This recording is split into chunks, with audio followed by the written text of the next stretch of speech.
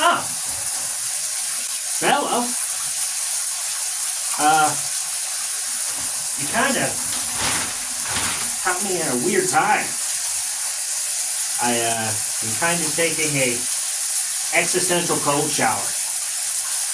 What for, might you ask? Well, let's just say I spent hours upon hours on the last video that you will never see, ever, because the copyright claim gods are very cruel.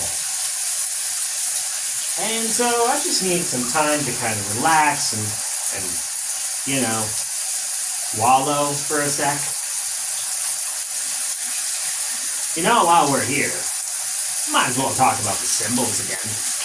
Got 3 more in mind. You know, let's do it. Frick yeah. So, with the last symbol, we had talked about, let's see, I believe it was peace, right? Now, peace, there is, of course, an opposite for peace. A sort of yang to the yin. And that is, of course, chaos. Chaos is what I refer to as a natural state. Chaos is the ordered disorganized. It seems like there is no rhyme or reason. Usually there is a rhyme and a reason, it's just out of your control. That's the big thing about chaos. It's out of your control. And like I alluded to in the last video, without chaos, you can't really know peace. And of course, without peace, you can't know chaos. It's just that kind of yin and yang relationship. You know? Chaos is the reason that sometimes things don't work out the way that you want them to. And sometimes that's okay. Now, chaos, if anything, I've learned that chaos is where you learn the most. It is a sort of state of learning, you know? You learn from the chaos and build your peace and order from learning from the chaos. It's honestly been one of the best teachers for me. Without chaos, I probably would not be who I am, and I would not do the strange shit that I do, that I enjoy doing, you know? Moving on, the next one I want to talk about is beings, or being. So being, that symbol kind of specifically focuses on the individual being, the individual animal, the individual creature. It's kind of anything that can have a form of consciousness. And when I say consciousness, I'm not referring to like a complex consciousness. I'm talking consciousness like on the level of like animals have a sort of conscious. Not as complex as a human mind, but it's still a consciousness. So therefore they would be considered part of these, like, as a being of sorts. The truth of the matter is being is sort of in between the spiritual divines of beings I would call deities, or as this next symbol implies, gods, and devils, which are the sort of darker impulses, and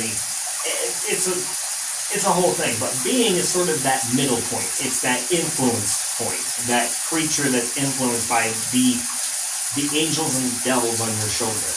And with that in mind, let's talk about one of those, gods. Now, I don't personally believe in gods in the normal sense. I believe in deities. I believe in a hierarchy of basically beings and ideas that play a role within nature and existence. Above all else, I view nature as the main God. And when I say nature, I mean the natural world, which includes everything, all the materials, all of the plant life, animal life, and even us. I feel like the best way to kind of explain my version of, I guess what you consider the main God. Think of it like all of existence, all at once, as a living, breathing organism. I see the universe as its own breathing organism, and we are basically the cells that make up that creature. That's what I see as God, the totality of existence. He is not one thing, she is not the other thing, they are everything. And then under that, there are other deities, other gods. I believe in different pantheons. I believe they exist in some fashion, some form. Even if it's really, when it comes down to it, a more mental thing, a more mental state than it is an actual connection to a deity. I think it's sort of equal parts both, but that's kind of what I consider gods to be. And angels, and they're essentially the deities that uphold order and the flow of the universe.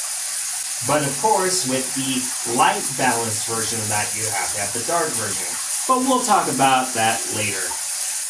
With that in mind, if you enjoyed this really weird ramble in the middle of my existential crisis shower,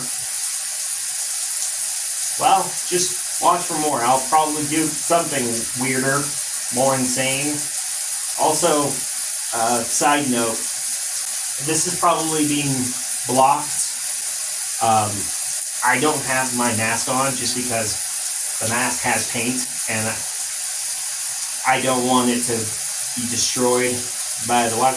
I think that's pretty obvious, but I just wanted to say that. I might just put the mask as like a picture on my face. I don't know what I'm going to do. We'll just see. Hey, thought. Is everything we're doing going to matter? I mean, I know that they want us to do this. They want us to follow our dreams and to, in a way, spread the message that we have. But